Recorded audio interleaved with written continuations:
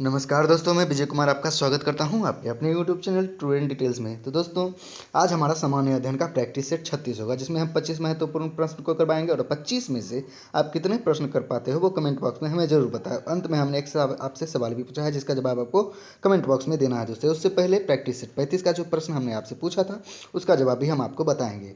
तो चलिए दोस्तों, शुरुआत करते हैं आज का हमारा सामान्य अध्ययन का प्रैक्टिस सेट 36, जो कि आपके रेलवे एनटीपीसी ग्रुप डी के लिए काफ़ी महत्वपूर्ण है। चलिए दोस्तों, शुरुआत करते हैं। पहला क्वेश्चन है, खून का वह महत्वपूर्ण घटक जो स्कंदन में सहायता करता है। एक, लाल रक्त कणिका।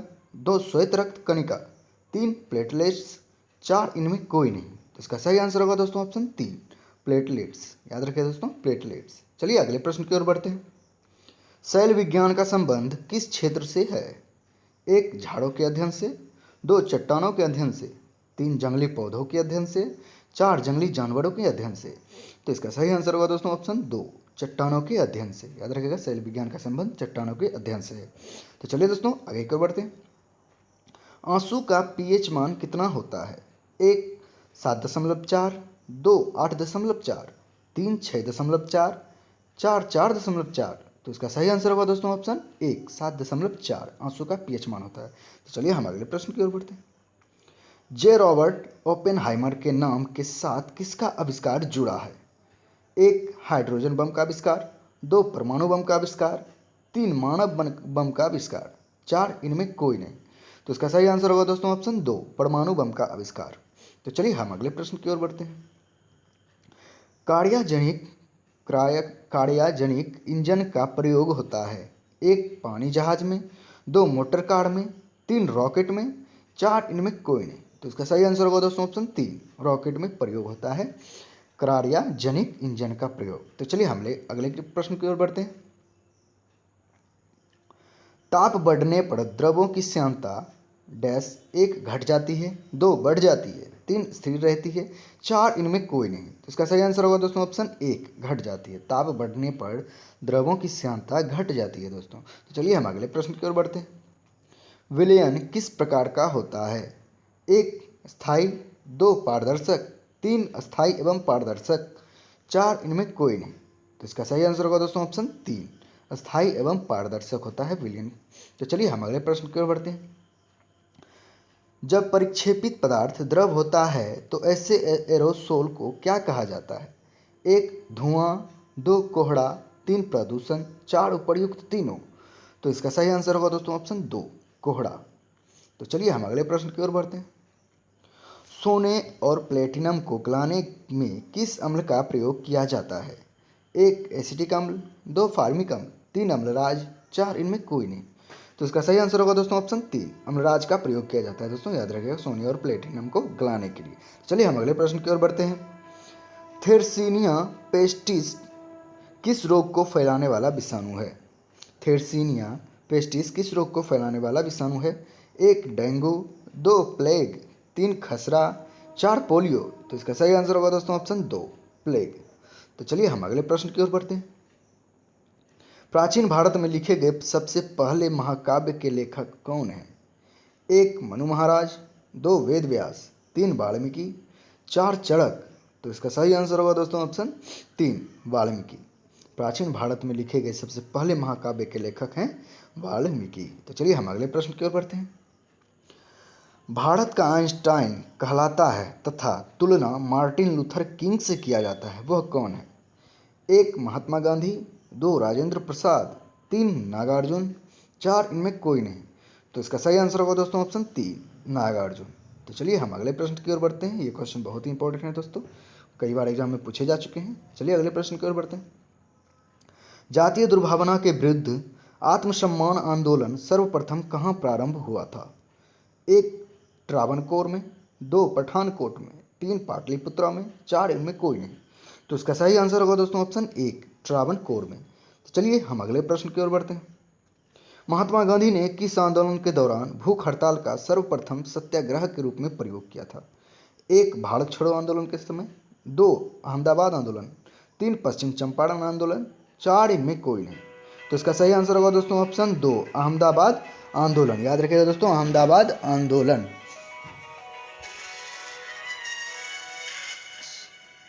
सॉरी दोस्तों। तो चलिए हम अगले प्रश्न की ओर बढ़ते हैं। संघ लोक सेवा आयोग के लिए व्यय का भार कौन वहन करता है? 1 केंद्रीय वित्त मंत्रालय, 2 भारत की संचित निधि, 3 प्रधानमंत्री केयर फंड से, 4 इनमें कोई नहीं। तो इसका सही आंसर होगा दोस्तों ऑप्शन 2 भारत की संचित निधि। याद रखिए दोस्तों, भारत की संचित निधि। तो चलिए हम अगले प्रश्न की ओर बढ़ते हैं। लोकसभा का नियम समिति का अध्यक्ष कौन होता है? ऑप्शन 1 राष्ट्रपति, 2 प्रधानमंत्री, 3 महान्यायवादी, 4 लोकसभा अध्यक्ष। तो इसका सही आंसर होगा दोस्तों ऑप्शन 4 लोकसभा अध्यक्ष होता है। याद रखिएगा दोस्तों, लोकसभा अध्यक्ष। तो चलिए हम अगले प्रश्न की ओर बढ़ते हैं। कौन सा एशियाई देश विश्व में जलयान निर्माण में प्रथम स्थान रखता है? 1 भारत, 2 नेपाल, 3 जापान, 4 पाकिस्तान। तो इसका सही आंसर होगा दोस्तों ऑप्शन 3 जापान। याद रखिएगा दोस्तों, जापान। तो चलिए हम अगले प्रश्न की ओर बढ़ते हैं। अंगूर की खेती के लिए कौन सा शहर प्रसिद्ध है? 1 भोपाल, 2 नासिक, 3 हाजीपुर, 4 कश्मीर। तो इसका सही आंसर होगा दोस्तों ऑप्शन 2 नासिक। अंगूर की खेती के लिए नासिक प्रसिद्ध है, शहर है दोस्तों, याद रखिएगा। तो चलिए हम अगले प्रश्न की ओर बढ़ते हैं। सरकार द्वारा लागू किए जाने वाली नॉन शिपर्स योजना का संबंध है?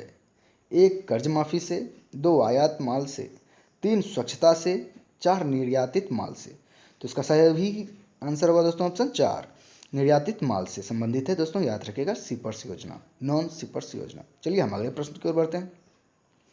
किसी राष्ट्र में विकास हो रहा है या नहीं, इस तथ्य के अन्वेषण का पारमाणिक अस्त्र क्या है? 1 जीडीपी की समृद्धि दर, 2 जीडीपी का आकलन, 3 एसडीपी की वृद्धि दर, 4 इनमें कोई नहीं। तो इसका सही आंसर होगा दोस्तों ऑप्शन 1 जीडीपी की समृद्धि दर। तो चलिए हम अगले प्रश्न की ओर बढ़ते हैं।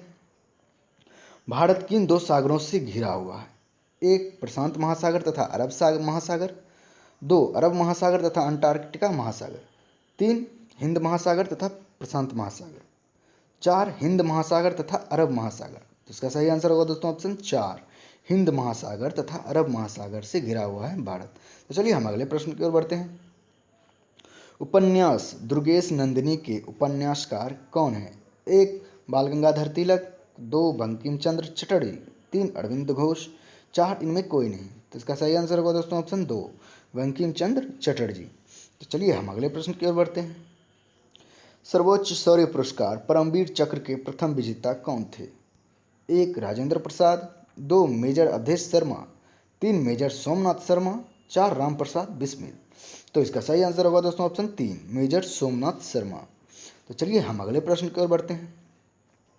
राज्य अल्पसंख्यक आयोग को कानूनी अधिकार प्रदान करने वाला देश का प्रथम राज्य है? 1 झारखंड, 2 बिहार, 3 असम, 4 गोवा।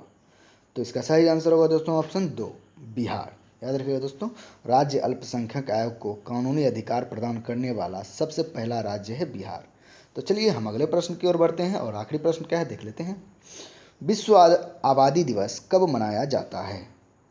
1 11 जुलाई को, 2 10 जुलाई को, 3 9 जुलाई को, 4 12 जुलाई को। तो इसका सही आंसर होगा दोस्तों ऑप्शन 1 11 जुलाई को विश्व आबादी दिवस मनाया जाता है दोस्तों, याद रखिएगा। तो चलिए प्रैक्टिस सेट 35 का जो प्रश्न हमने आपसे पूछा था उसका जवाब भी हम आपको बता देते हैं। प्रश्न क्या था? प्रश्न था वैज्ञानिकों के अनुसार भारत की कौन सी भाषा कंप्यूटरीकृत करने के लिए सबसे आसान है? तो इसका सही आंसर होगा दोस्तों, हमने ऑप्शन दिया था हिंदी, संस्कृत, उर्दू, भोजपुरी। तो इसका सही आंसर होगा दोस्तों ऑप्शन 2 संस्कृत। याद रखिएगा दोस्तों, संस्कृत। तो चलिए आज का जो प्रश्न है वो देख लेते हैं आपके लिए क्या प्रश्न है। प्रश्न है लोकसभा का पहला मध्यावधि चुनाव कब हुआ था? ऑप्शन भी आपके सामने है दोस्तों। 1 1950 में, 2 1951 में, 3 1976 में, 4 1977 में। जिसका जवाब आपको कमेंट बॉक्स में देना है दोस्तों। तो चलिए दोस्तों, अगर ये वीडियो पसंद आया हो तो कृपया लाइक करिए, शेयर करिए और मेरे चैनल को सब्सक्राइब करके बेल आइकन को दबा दीजिए, ताकि जो भी मैं प्रैक्टिस सेट वीडियो डालूंगा समान अध्ययन का, उसका नोटिफिकेशन सबसे पहले आपको पहुंचेगा दोस्तों। चलिए दोस्तों, आज तक के लिए इतना ही। बहुत बहुत धन्यवाद। जय हिंद, जय भारत।